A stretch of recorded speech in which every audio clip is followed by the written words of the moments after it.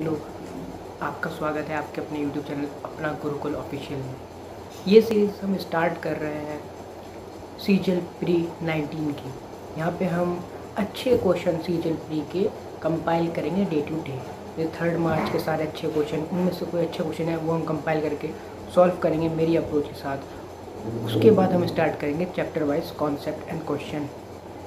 तो प्लीज़ जल्दी से जल्दी शेयर करें, सब्सक्राइब करें इस चैनल को और सपोर्ट और प्यार बरसाए मेरे ऊपर, ताकि मैं और मेहनत करूं और जान लगा दूं और इस चैनल को हम अपना चैनल बनाएं, बड़ा चैनल बनाएं। तो दोस्तों, अब हम स्टार्ट करते हैं हमारा प्रैक्टिस बैच, जिसमें इस सेशन में मैं आपको सारे सीजल प्री के 19 के क्वेश्चन कराऊंगा। पहला जो आज का जो सेट है वो होगा सीजल 19 प्री 3 मार्च का अच्छे क्वेश्चन का कंपैरिजन। पूरे 3 मार्च के जो टोटल 75 क्वेश्चन हैं उनमें से हम 22 क्वेश्चन करेंगे अच्छे क्वेश्चन। बाकी जो क्वेश्चन बचेंगे वो आप खुद प्रैक्टिस करना, वो आसान है। मैं सिर्फ अच्छे क्वेश्चन कराऊंगा और फिर मैंने चूज़ कर रखे हैं इसमें। लिंक जो PDF है वो डिस्क्रिप्शन में है। तो पहला क्वेश्चन है हमारा कि जो हमें गिवन है वो हमें गिवन है x माइनस वाई, एक second marker, x minus y हमारा 4 दे रखा है और एक्स वाई हमारा 45 है और हमें बताना है 45 है, तो हमें बताना है x cube minus y cube की वैल्यू क्या होगी। ऑप्शन हमारे ये गिवन है कि भाई 604 एक दे रखा है, 822 एक दे रखा है, 151 एक दे रखा है, 82। कहने को क्वेश्चन ये आसान है, फॉर्मूला लगा सकते हो, आप निकाल सकते हो, लेकिन मैं ये क्वेश्चन इसलिए लिया ताकि आपको ये चीज़ दिखा सकूँ हम यहाँ पे कितना टाइम बिता सकते हैं इस क्वेश्चन में। कैसे? x माइनस वाई हमारे कितना होगा और x cube minus y cube का फॉर्मूला कितना होता है? X minus y x square जो भी होता है, x square plus x y plus y square आप कर सकते हो, लेकिन हमें इससे कोई मतलब नहीं, हमें सिर्फ इससे मतलब है। एक्स माइनस वाई हमारा कितना गिवन है? हमारा एक्स माइनस वाई 4 गिवन है। जब x माइनस वाई 4 गिवन है तो आपको ये चीज़ समझ में आ गई होगी कि जो भी नंबर होगा वो 4 से डिविजिबल होगा, क्योंकि 4 का मल्टीपल है पूरा x cube minus y cube. तो हम ऑप्शन चेक कर सकते हैं कि कौन सा नंबर 4 से डिविजिबल है। ये डिविजिबल है, हाँ जी ये है, ये 4 से डिविजिबल नहीं है। आप आखिरी की 2 नंबर चेक करना। 4 का डिविजिबिलिटी रूल क्या होता है?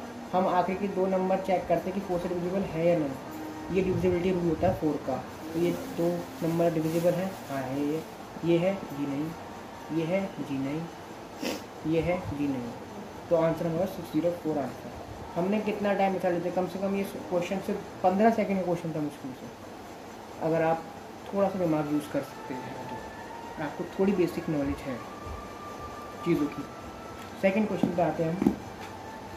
सेकंड क्वेश्चन हमारा गिवन है, जो मेरी PDF फाइल में आपकी लिंक में होगी, वो इस वीडियो के लिंक में है वो PDF, आप वहाँ से देखिए और खुद से प्रैक्टिस करिए। मैं क्वेश्चन कराता हूँ, वीडियो पॉज करिए और खुद से प्रैक्टिस कीजिए। नहीं होता तो मेरा सॉल्यूशन देखिए, सीखिए कि मैं किस तरह से क्वेश्चन सॉल्व कर रहा हूँ। एक क्वेश्चन गिवन है सेकंड वाला कि A, B and C are 3 points on a circle. एक सर्कल गिवन है हमें, उस पर हमारे 3 पॉइंट्स दे रखे हैं A, B and C, और जो कॉर्ड AB और AC हैं वो सेंटर पे 110-130 डिग्री एंगल बना रही है। तो हमें BAC बताना है।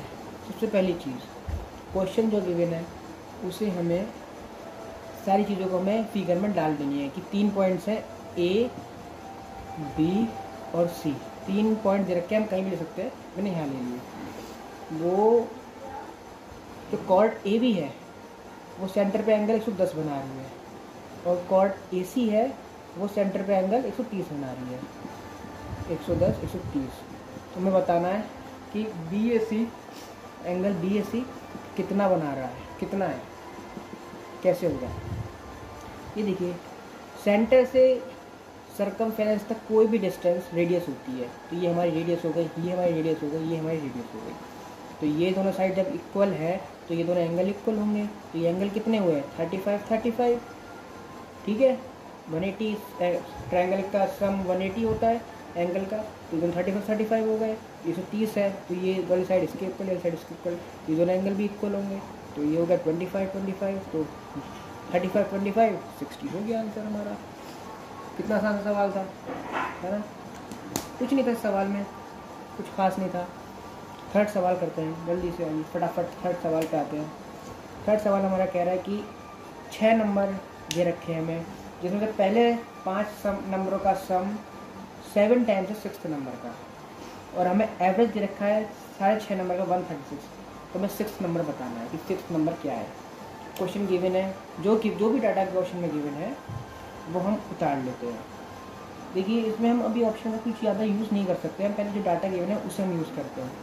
डाटा क्या दे रखा है कि 6 नंबर दे रखे हैं, और जो पहले जो 5 है नंबर का सम है वो 7 टाइम्स है 6 नंबर का, और एवरेज 136 है। जब एवरेज 136 है 6 नंबर का, तो टोटल सम कितना होगा?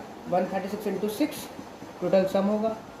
ठीक है, ये चीज़ हो गई। यहाँ से हमने क्वेश्चन में हमें ये चीज़ गिवन है, हमें बताना है कि 6th नंबर क्या है। 6th नंबर क्या है? x है, तो हमें 8x निकालना है।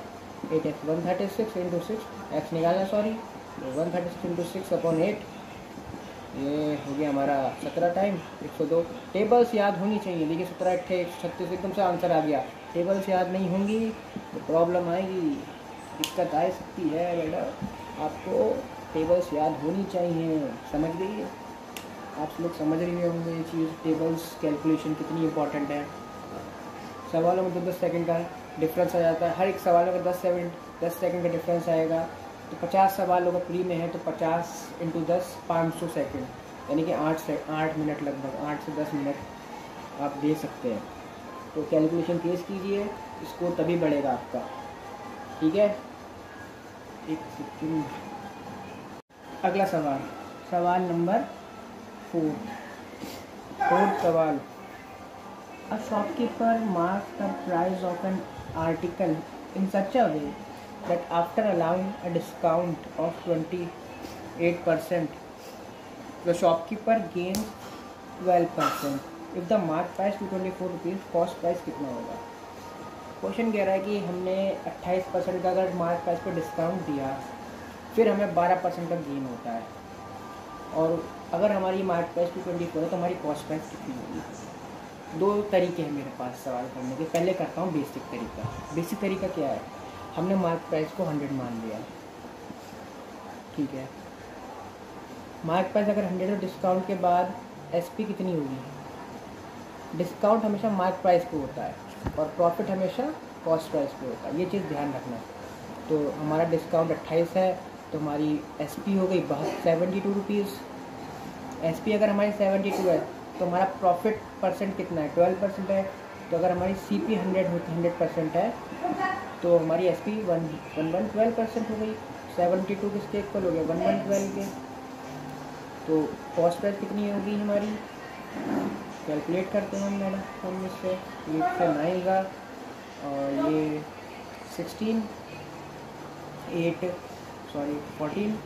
7 50 457, ठीक है। ये हमारी हो गई सीपी। अब हमारी क्या कह रहे हैं? एमपी हमें गिवन है 224, यानी कि 100 इक्वल है 224 के। तो हमारी सीपी किसके बराबर होगी? 224 अपॉन 100 इंटू 450/7, ठीक है। ये वही 32, 144 आंसर आएगा। अब आप बोल रहे हो सर ये तो बहुत लंबा मेथड है, बहुत टाइम है, बहुत कैलकुलेशन है। तो इसकी एक ट्रिक है मेरे पास। ट्रिक क्या है? ट्रिक की बात करते हैं जल्दी से। ट्रिक ये एक फॉर्मूला है, MP प्लस G और CP माइनस T, ठीक है। सॉरी गलत हो गया, मैंने गलत कर दिया। 100 plus G 100 minus D is equals to MP और CP। ये है फॉर्मूला। अब याद कैसे करना है? गेन होता है नहीं प्लस, तो प्लस करेंगे, और डिस्काउंट माइनस तो माइनस करेंगे। और बड़ा क्या होता है? मोस्टली MP बड़ा होता है मार्क प्राइस। कोई भी दुकानदार अपना नुकसान नहीं कराना चाहेगा, तो गेन के साथ आएगा MP और CP के साथ आएगा डिस्काउंट, नुकसान। अब लगाते हैं गेन परसेंट और डिस्काउंट परसेंट। ये परसेंट है, ये परसेंट है, ये परसेंट वैल्यू है। 100 प्लस 12, 100 माइनस 28, यानी कि 112 और 72 224 और एक्स एमपी में 224 गिवन है, तो एक्स उसके इक्वल है 144। 15 से 20 सेकंड में आपका आंसर तैयार। आप समझ ही गए होंगे कि मैंने ये कैसे किया। अब अगले सवाल की तरफ आते हैं जल्दी से। 5th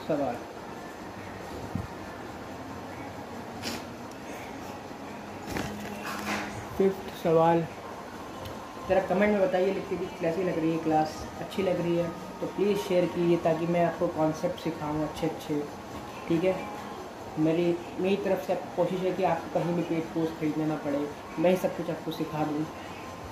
अभी तो मैंने स्टार्ट किया है तो इस तरह से मैं आपको पढ़ा रहा हूँ, धीरे धीरे करके हम अपना सेटअप भी बनाएंगे। मैंने ये जुगाड़ करा है ताकि आपको पढ़ाई कंटिन्यू आपको लेक्चर मिलते रहे। तो प्लीज़ अगर अच्छा लगे तो प्लीज़ शेयर कीजिए ताकि मेरा भी उत्साह बढ़े, मेरा भी मन करे कि मैं आपको पढ़ाऊँ, मेरे प्रेशर बिल्ड हो कि बच्चे चाहते हैं कि पढ़ना मुझसे, इसलिए प्लीज़ आप शेयर करें। फालतू बकवास नहीं करते हैं, इसलिए सवाल पे आते हैं। सवाल है, अ dealer marks an article 40% above the cost price and sells it to a customer allowing to successful discount only 100%। Question कह रहा है, हिंदी बता दूँ मैं आपको, ये बोल गई है डीलर ने जो कॉस्ट प्राइस से ऊपर जो 40% ऊपर अपना मार्कअप किया है, मतलब जो कॉस्ट प्राइस के ऊपर 40 ऊपर मार्कअप किया है, उसके बाद 2 डिस्काउंट दे दिए, 20% के और 25% सक्सेसिव डिस्काउंट दे दिए। तो बताना है कि उसके बाद उसे 140 रुपये घाटा हो गया, तो कॉस्ट प्राइस बतानी है भाई, कॉस्ट प्राइस क्या होगी। तो भाई हमने कॉस्ट प्राइस 100 मान ली, हमें कुछ पता थोड़ी है, अभी 100 मानते हैं। कॉस्ट प्राइस मोस्टली 100 लेनी चाहिए ताकि, क्योंकि प्रॉफिट और लॉस हमेशा कॉस्ट प्राइस पे ही लिखा जाता है, तो 100 लेंगे तो हमें बड़ी आसानी होगी कि चीज़ों को कैलकुलेट करने की, इसलिए 100 लिया करिए मोस्टली। और वरना फ्रैक्शन लीजिए, जो फ्रैक्शन वैल्यू है 20% 1/5, तो 5 ले लो CP, मोस्टली 100 लीजिए आप, अगर आपको फ्रैक्शन वैल्यूज़ याद नहीं है तो पता नहीं है। तो 40% कॉस्ट प्राइस के अबव मार्क किया, तो यानी कि 100 की चीज़ 40 में मार्क कर दिया हमने, ये हमारी एम की, उसके हमने पहले 20% का डिस्काउंट दिया, तो कैलकुलेट कर लीजिए 20% 1/5, 20% का फ्रैक्शन वैल्यू थी 1/5, यानी कि अगर 5 CP है, 5 MP है, तो SP कितनी हुई 4, एक घटा देंगे 20% डिस्काउंट पे, तो यानी कि आप समझिए अगर 40 5 के इक्वल है तो मैं 4 निकालना, 40 4/5 112 आ गया। ठीक है, फिर हमने एक और डिस्काउंट दिया 25% का, तो 25 1/4, यानी कि अगर 4 MP है तो SP कितनी हो गई 3, तो 112/4 × 3 84 आ गया, 28 84 आ गया।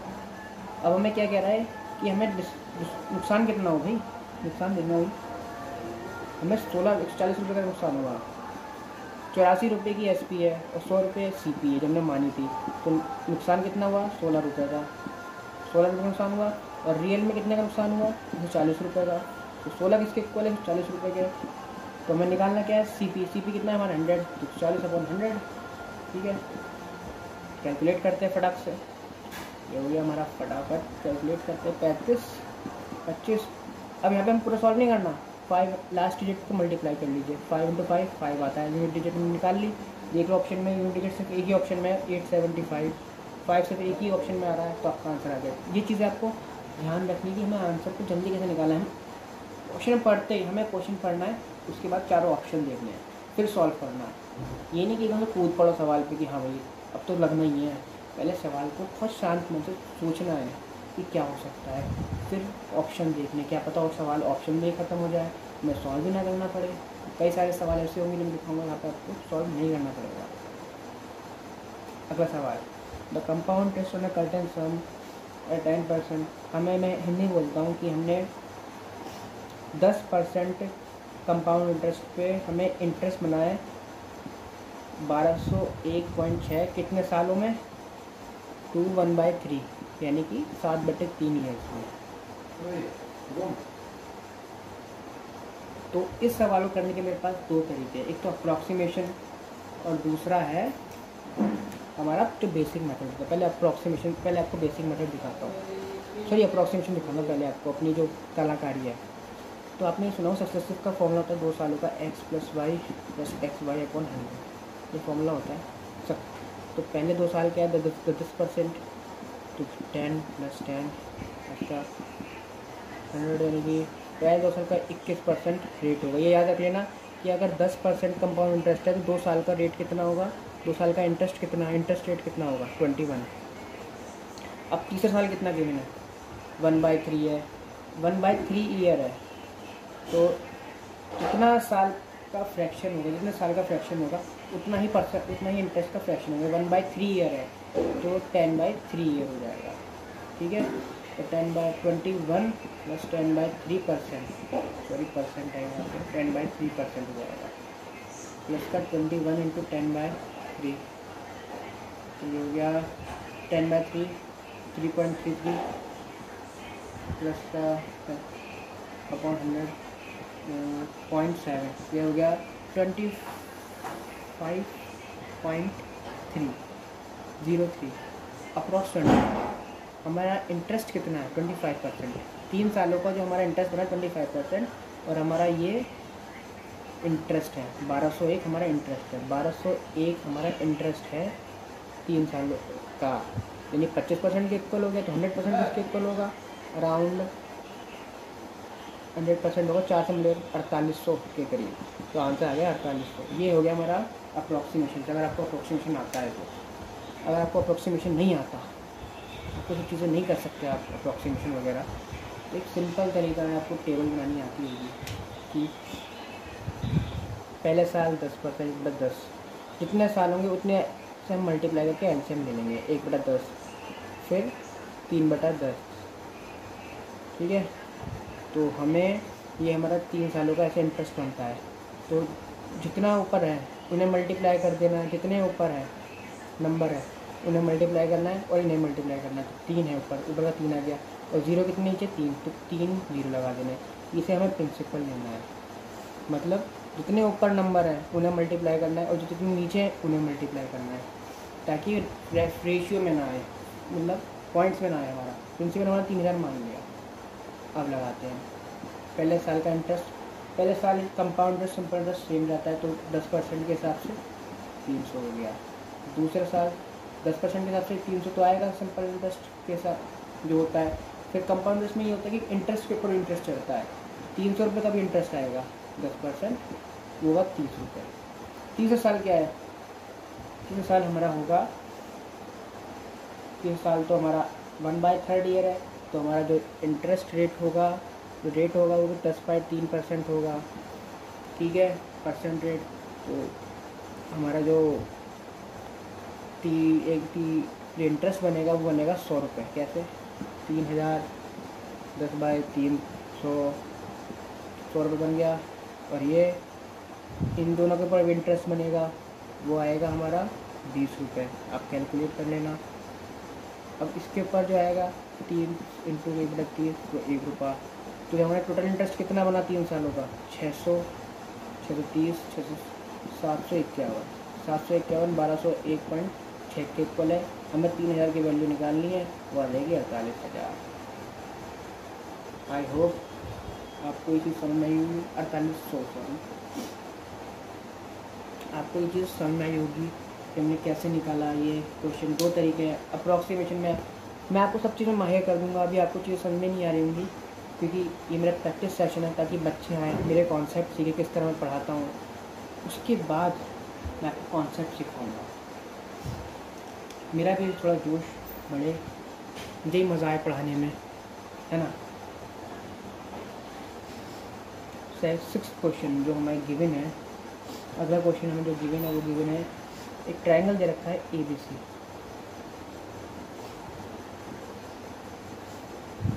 जिसमें AB इक्वल है AC के, फिर AL परपेंडिकुलर है BC के at L, in triangle DEF, एक और ट्रायंगल दे रखा है DEF,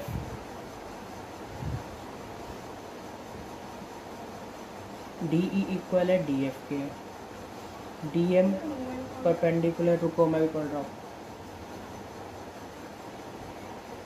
DM परपेंडिकुलर है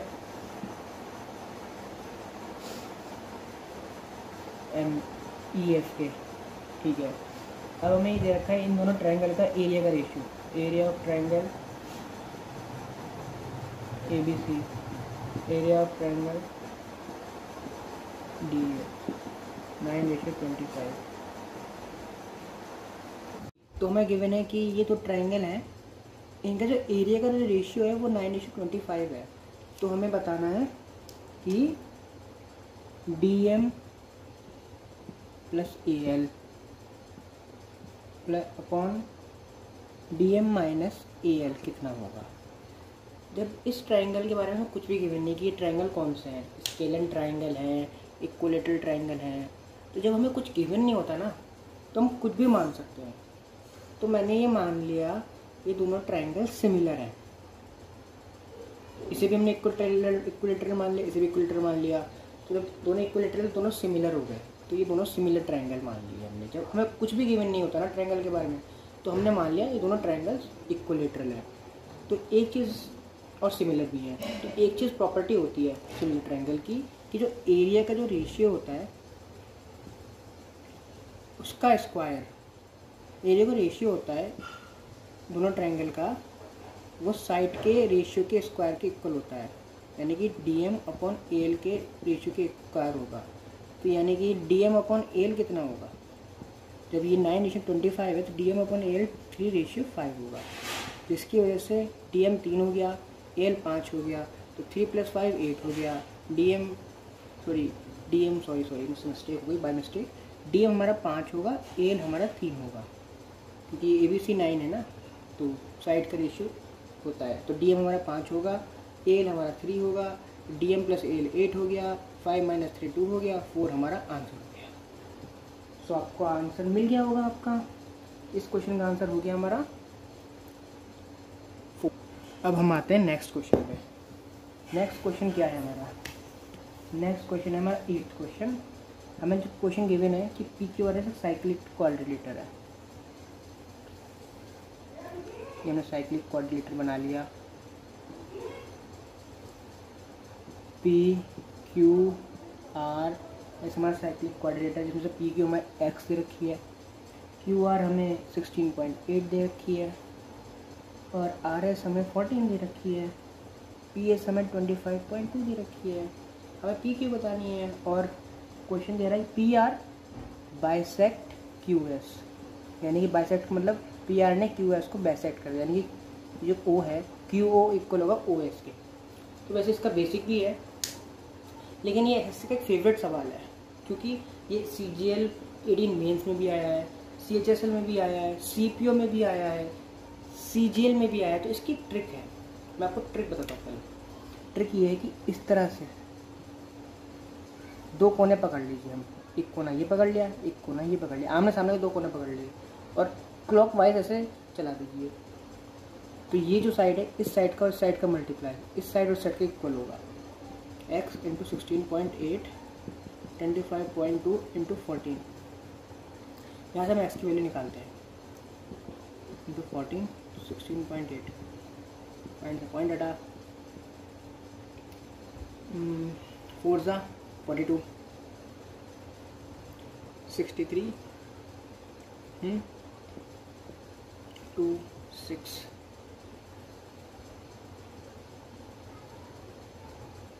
एक सेकेंड, कुछ तो गलती हो गई मुझसे, शायद कुछ गलती हो गई। PQ X रहा, QR हमें 16.8 दे रखा है, RS हमें 14 दे रखा है, 25 PS हमें 25.2 दे रखा है। हाँ सही किया मैंने तो ये। हाँ ये हमें ये दो कोने पकड़ने हैं। हाँ 16.8 × X 25.2 जी ये हमारा हो गया 63, ये हमारा हो गया 42। अच्छा जी हाँ सही तो है, तो 3 कट गया, X आ गया 21, ये हमारा आंसर हो गया जी।